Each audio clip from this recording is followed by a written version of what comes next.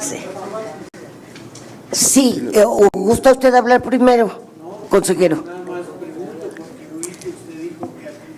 Sí, pero empezaron a mezclar porque el magistrado Guerra no pertenece al Poder Judicial Federal. Perdón, el consejero Batis nos pidió la palabra. ¿Quiere hablar usted antes, consejero? Este Poder Judicial liberó al asesino de Paola Buenrostro y al agresor de Natalia Lane. Por culpa de jueces corruptos, cada día crece la transfobia que se ha incrementado este año en 50%. Por favor, por eso la población trans diputada está a favor de esta reforma. Clemente. Queremos un sistema judicial que dé justicia a las mujeres trans. Consejero Batis, ¿quiere hacer uso de la palabra? ¿Podría ser, presidenta? Yo no tengo ningún problema, como usted. Por favor, consejero Batis. Como usted guste. Diputado, le pido por favor que guardemos el orden. Adelante, ministra presidenta, por favor. Gracias. Buenas tardes, señoras y señores. Agradezco la invitación a esta sesión inaugural de los diálogos nacionales. Este ejercicio representa una oportunidad única para reflexionar y debatir sobre temas de trascendencia nacional que nos involucra a todos los poderes de la Unión, como lo es la propuesta de reforma constitucional al Poder Judicial, no solo al federal, también al local. Desde la Judicatura Federal participaremos y expresaremos nuestras posturas sobre cada uno de los temas que en ella se abordan. Nos encontramos en un momento crucial de nuestra historia. Estamos en el umbral de una reforma al Estado mexicano desde sus cimientos. Compartimos con los que están aquí presentes el objetivo de mejorar la justicia en México. Precisamente en este entendido y asumiendo la responsabilidad que nos corresponde, a inicios del presente año, el Poder Judicial de la Federación convocó a la construcción colaborativa de una agenda nacional de seguridad y justicia. El objetivo más importante de esta agenda ha sido construir una visión de justicia desde la perspectiva de las víctimas y el camino que tienen que recorrer para defender y proteger sus derechos. Cualquier reforma judicial debe de responder principalmente a sus necesidades. Es por esto que llevamos más de 4 meses escuchando a miles de personas en todas las regiones del país. Compartimos las mesas de escucha, no solo con autoridades judiciales, sino también con policías, con fiscales, con defensores públicos, con peritos, con legisladores, con estudiantes, profesores, miembros de la sociedad civil, como defensores de derechos humanos, madres buscadoras, víctimas, miembros de grupos en situación de vulnerabilidad. Generamos y recopilamos información tanto cualitativa como cuantitativa sobre los problemas prioritarios del país en estos temas. Tenemos propuestas concretas para mejorar el sistema de seguridad y justicia en nuestro país. Esta agenda propositiva estará a disposición de ustedes y de toda la sociedad. De este ejercicio de escucha desprendimos algo muy claro. La justicia no es solo una cuestión de leyes y tribunales. La justicia es una cuestión de derechos humanos, de equidad, de ética y de dignidad que involucra a todas las autoridades de los distintos niveles de gobierno. Resulta esencial decirlo con toda claridad. La justicia en México no es un monopolio del Poder Judicial. Lo resalto con la mayor vehemencia, con el mayor énfasis.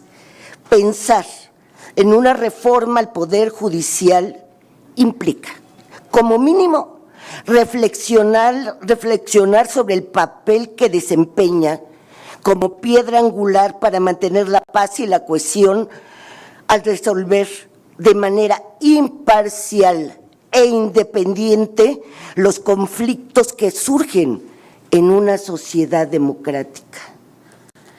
Seamos críticos de la justicia en México. La realidad no nos permite otra actitud, pero apliquemos la crítica en la que se encuentre en el centro de esta las necesidades de las víctimas y de las y los usuarios del sistema de justicia en general. Critiquemos partiendo de la verdad, de los datos ciertos, de las cifras correctas valoradas en su contexto. Critiquemos con honestidad, critiquemos con responsabilidad de Estado. Estamos convencidos de que escuchar es la práctica clave para proponer un cambio. Estamos abiertos a entablar un diálogo real, un diálogo responsable, pero para dialogar se requiere voluntad de reflexión. Resolvamos nuestras diferencias en el ancho camino del entendimiento, diluyendo así la idea de una decisión tomada. Señoras y señores legisladores, el paso veloz ante modificaciones estructurales solo puede dar entrada a problemas mayores. En las últimas décadas, esta soberanía ha impulsado reformas en diversas materias, como la penal, la civil, los mecanismos alternativos, la laboral y la judicial. Cada uno de estos cambios ha requerido amplitud temporal y gradualidad. Ustedes así lo determinaron. Por ello, en la reforma judicial que hoy nos convoca, no debe pesar más la celeridad que la idoneidad. Las víctimas y quienes acuden al sistema de justicia merecen personas juzgadoras honestas, con vocación de servicio, empáticas y capacitadas. Estoy convencida de que en nuestras distintas visiones de cómo mejorar la justicia en México, encontraremos más coincidencias que divergencias. Dialoguemos y construyamos sobre aquello que no admite división, los derechos y las libertades de las y los mexicanos. Muchas gracias. Muchas gracias, ministra presidenta. Vamos ahora a escuchar al expresidente de la Suprema Corte de Justicia de la Nación, Arturo Saldívar. Adelante, expresidente. Buenas noches. Buenas noches. Agradezco a los diputados Ignacio Mier y Juan Ramiro Robledo su amable invitación. Cada vez que se hace una crítica al Poder Judicial, se habla de independencia judicial y de autonomía, como si estos conceptos fueran valores en sí mismos, como si fueran conceptos etéreos y no garantías instrumentales para la justicia. Se olvida casi siempre que la independencia judicial exige legitimación social, esto es, la confianza del pueblo, de la gente, en su aparato de justicia. Sin legitimación social, la independencia no es sino una máscara para juzgar en contra de los derechos y los intereses del pueblo. La legitimidad social en la justicia de México está rota desde hace mucho tiempo, pero quizás nunca ha estado en peor situación que ahora. Si preguntamos a la gente, que lo hicimos en los diálogos por la transformación, 6 meses intensos, más de 400 foros, la gente te dice que tenemos una justicia elitista, una justicia que privilegia a los que tienen frente a los que no tienen, que maltrata a las mujeres, que castiga la pobreza y no la delincuencia, y que no tiene legitimación social. Hace unos años, ante esta situación tan grave de la justicia y en particular del Poder Judicial Federal, con el apoyo del presidente Andrés Manuel López Obrador y de la mayoría de las fuerzas políticas de este Congreso de la Unión, se llevó a cabo una reforma judicial con y para el Poder Judicial, una autorreforma del Poder Judicial que fue muy importante y que dio resultados mientras se tuvo la voluntad de que los diera. Se combatió como nunca la corrupción, se desarticuló el nepotismo, se previno y se castigó el acoso sexual, generamos una justicia digital completa, tuvimos una escuela profesional, judicial profesional, con una nueva carrera judicial, se generó un auténtico instituto de la defensa pública y lo más importante, se generó una política de igualdad y paridad de género. Lamentablemente, en enero de 2023 se tomó otra decisión y la decisión fue: destruyamos todo lo que se hizo y confrontémonos con los otros poderes del Estado.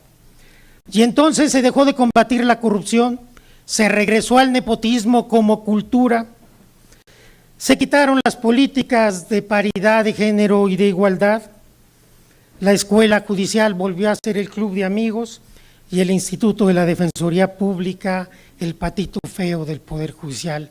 Pero sobre todo se acrecentó la lejanía con el pueblo de México. La Suprema Corte se convirtió en defensora de las élites, de la oligarquía, de los poderosos, de la comentocracia, de la derecha. La Suprema Corte decidió otorgarle a la oposición en una suspensión, en una sentencia, lo que habían perdido en las urnas. Y esto lo dije en el Pleno de la Corte, siendo ministro en funciones. Pero lo peor, decidió intervenir en el proceso electoral de manera descarada con los hechos que hoy son públicos de todos nosotros. ¿Cómo se hizo todo esto? Con la máscara de la supuesta independencia judicial.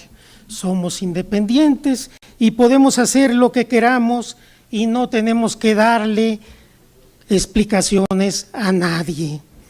Pero olvidaron que el pueblo no es tonto. Y el pasado 2 de junio, el pueblo mandó un mensaje contundente de que se requiere una profunda reforma judicial y que requerimos una justicia diferente. Casi 36 millones de votos le dijeron a los ministros y a las ministras: no más injusticia, ya basta. Queremos un poder judicial sensible, cercano a la gente, con humanismo y fundamentalmente un poder judicial más democrático.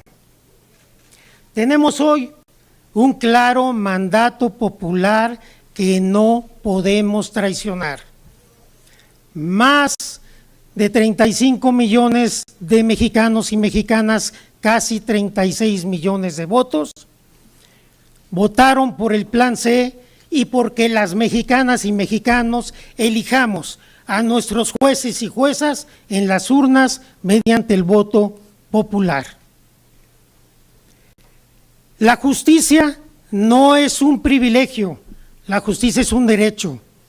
Devolvamos la justicia a quien le pertenece, al pueblo de México, para que por fin sea una realidad la máxima de todos los derechos para todas las personas. Muchas gracias.